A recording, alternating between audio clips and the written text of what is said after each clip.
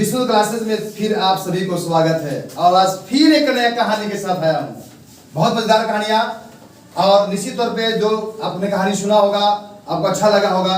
और फिर आपके 10th क्लास के ही बुक से लेकर आया हूँ।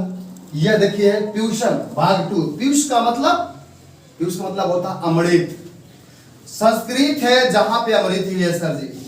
अमृत के वर्षे बदरिया वर्षा होती है। पीयूषम भाग 2 है। ध्रुवोपाख्यानम और पाठ 25। सबसे अंतिम जो पीयूष है, पीयूषम जो भाग है उसका सबसे अंतिम कहानी है। और हमारे लिए सभी बच्चों के लिए जानकारी होनी चाहिए कि हमारे देश में कैसे कैसे राजा रहे हैं, क्या क्या हुआ है।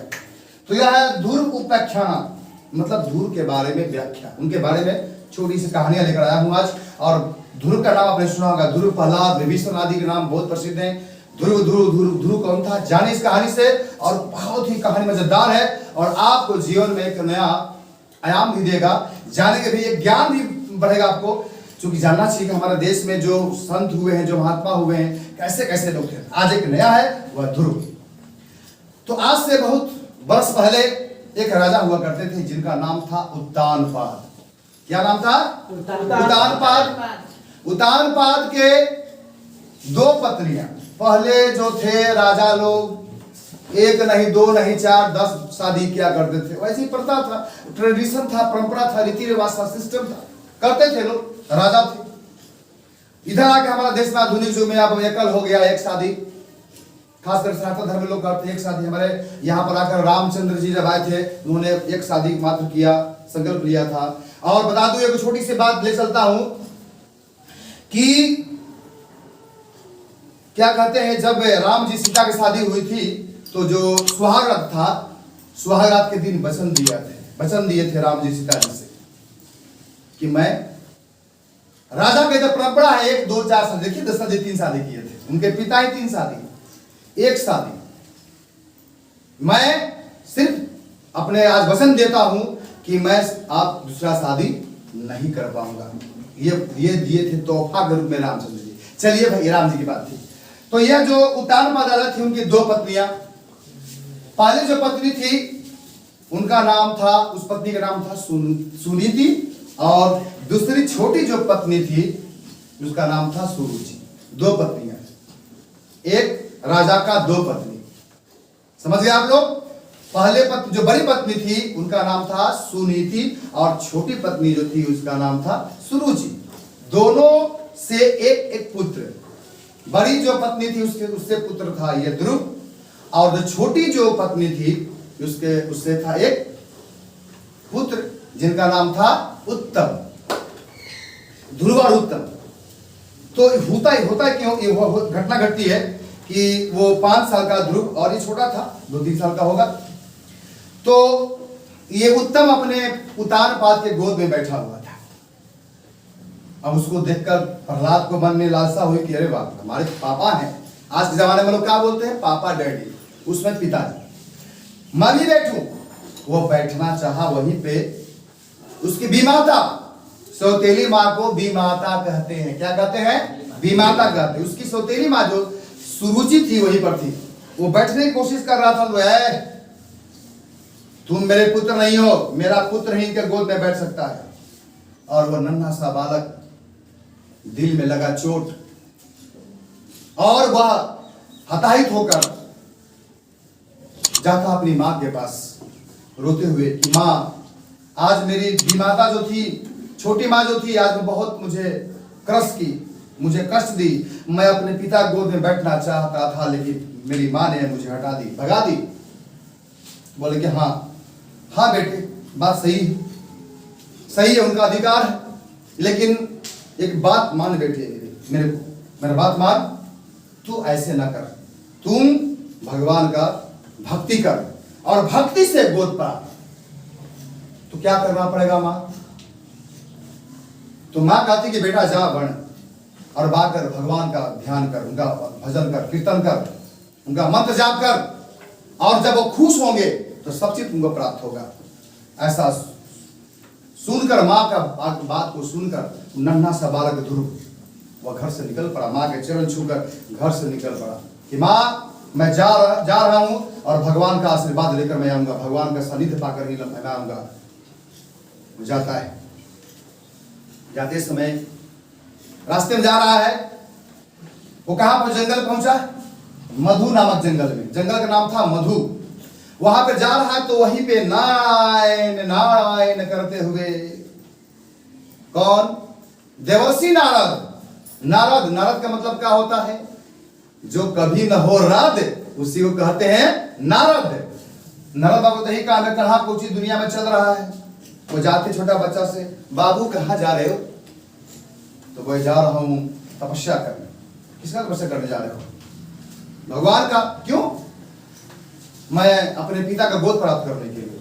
तो बस चलो मैं दिला देता हूं, चलो मैं कहता हूं। नहीं माना, नहीं नहीं नहीं, मुझे भगवान की भक्ति करना है और उससे आशीर्वाद पाकर अपने पिता को प्राप्त करना है। नहीं सुना। इस जिद्दीपन और इस उसकी कठोर जो निर्णय था, दृढ़ निश्चय था, डेडिकेशन जो था, इसको देखकर नारद मुनि दया करते हैं और आशीर्वाद देते हैं कि जा यही मधु नामक जंगल में, और वहां पे मंत्र देते हैं। हालांकि आपके बुक में नहीं है, लेकिन मंत्र देते हैं, ओम नमो भगवते वासुदेवाय। इस मंत्र को देकर शिष्य बना लिए और जाता है, और जाकर वहीं पे 5 वर्ष का नन्हा सा बालक वह जाकर तपस्या करने लगा। 5-6 महीना हो गए तपस्या कर रहा है, लीन है। अब तो आप सभी जानते हैं, यहां पे अब खटकने लगा किसको, इंद्र भगवान को, कि लगता है कि मेरा तो ये छीन लेगा। जो जो तपस्या किया है, विश्वामित्र तपस्या किए थे, उनको भी भंग करवा दिया। कौन, देवराज इंद्र। इंद्र सोचता कि तपस्या करेगा तो मेरा तो आसन, जो मेरा राज है, छीना जाएगा। क्योंकि जो उनसे ज्यादा मतलब जो ज्यादा अधिक तपस्या करता था, तो उनको लगता था कि वरदान प्राप्त कर लेगा और उनको राज छीन लेगा ना। जो इंद्र जो थे, अपने पूरे दल बल के साथ जाते हैं, बहुत तरह से कोशिश किया कि इनका खंडित हो जाए। जो तपस्या करा, बहुत कोशिश किया, ये तो दृढ़ निश्चय था। ये छोटा सा बालक, डेडिकेशन था, समर्पण था भगवान के प्रति, डिटरमाइन कर लिया था कि हमको बस प्राप्त करना है। कुछ भी नहीं चला, इंद्र का कुछ नहीं चला। तो लास्ट में कहा जाता है, जिनका वह मंत्र जाप कर रहा था, भगवान विष्णु के पास जाता है। भगवान बचाइए, मैं उससे दग्ध होकर आया हूं, दुर्ग से बचाइए मुझे। विष्णु मुस्कुराने लगे, अंतर्यामी भगवान मुस्कुराने लगे, अरे बाबू, जो तुम सोच रहे हो कि वो धन के लिए कर रहा है, राज के लिए कर रहा है, ऐसा कुछ बात नहीं है। वो जो बच्चा है, निश्चय बच्चा, छोटा बच्चा जो है, वो अपने पिता को गोद प्राप्त करने के लिए कर रहा है। तब जाके इंद्र वहां से प्रणाम करके चले गए, और कुछ समय के बाद फिर वहां पे भगवान विष्णु साक्षात दर्शन देते हैं। बेटा वर मांग, और यह नन्हा सा बालक का ध्यान टूटता है, और उसके बाद बोलता है कि अगर कुछ देना ही चाहते हैं तो मुझे 2 चीज दीजिए, एक मुझे बुद्धि दीजिए और दूसरा पिता का गोद। दिया, तू मांग रहे हो, कुछ मांग, दुनिया का धन दौलत कुछ और जो मांग मारो, कि नहीं नहीं, अब कुछ नहीं चाहिए, मुझे बुद्धि दीजिए और पिता का गोद चाहिए। भगवान विष्णु का तथास्तु, ऐसा ही होगा। और वह पद दिया, ध्रुव पद मिला। और इधर देखिए, जब वहां से आशीर्वाद लेकर, भगवान विष्णु का आशीर्वाद लेकर पर आता है, तो देखता है कि यहाँ पे सबका विचार चेंज हो चुका है। विमाता सुरुचि, जो उतानपाद सुरुचि में रुचि लेते थे, सुरुचि आगे खड़ी है, उतानपाद बाएं खड़ा, आ बेटे, और आकर उसे गोद में लगा लिया, उठा लिया उसी विमाता। और उतानपाद तो बहुत प्रसन्न हुए, और इस तरह से ध्रुव पद मिला। आज ऐसा है कि जो ध्रुव तारा देखे हैं सर जी, जगमगा रहा, अमर हो गया। ध्रुव तारा देखे आकाश में, उन्हीं के नाम पर ध्रुव तारा है, ध्रुव वही है, अमर हो गया। और इस तरह से अब कहानी तो यही समाप्त होती, बहुत कहानियां हैं, लेकिन यह कहानी हमको सिखा रहा है, यदि हमें दृढ़ निश्चय हो तो कोई भी काम असंभव नहीं है। मैं बता दूं, दिनकर साहब ने क्या कहा है कि ठमठोक ठहरता है जब नर पर्वत के जाते पाव उखर, मानव जब जोर लगाता है पत्थर पानी बन जाता है। हम असफल क्यों हो जाते हैं? यह कहानी दे रहा कि अगर हम में कठोर दिमाग में अगर ये डिटरमाइन कर ले, अगर हम कठोर तप करें, क्या है पढ़ाई, क्या है विद्यार्थी जो है धन तप है, अगर आप तप करेंगे तो उसी तरह से निखार आप में आएगा। जिससे 5 वर्ष का ध्रुव ये सिखा रहा है तो जिस काम को करें उसमें दृढ़ निश्चय को करें।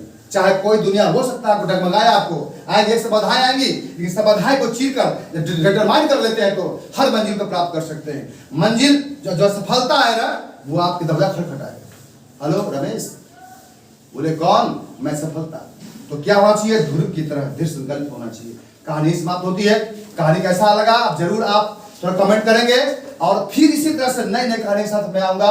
अगर इसको शेयर कर दीजिए, सब्सक्राइब कर दिए अगर नहीं किए हो, तो फिर मैं कहानी के साथ आता हूं। तब तक के लिए कुछ पल लेता हूं विदा, और इसी कहते हुए कि धन धन हम भारत के देश, भारत देश धन, सॉरी धन भारत देश नहीं, हम सभी हैं जिस इस भारतवर्ष में जन्म लिए हैं कि ऐसे ऐसे संत महापुरुष धरती पर जन्म लिया है। निश्चित तौर पर धरती जो है विश्व गुरु क्यों रहा, देवता सारे लोग क्यों आखिर तरसते रहते इस भारत को जन्म लेके, ऐसे ऐसे महापुरुष हुए हैं। तो आज मैं इतना ही। जय हिंद, जय भारत।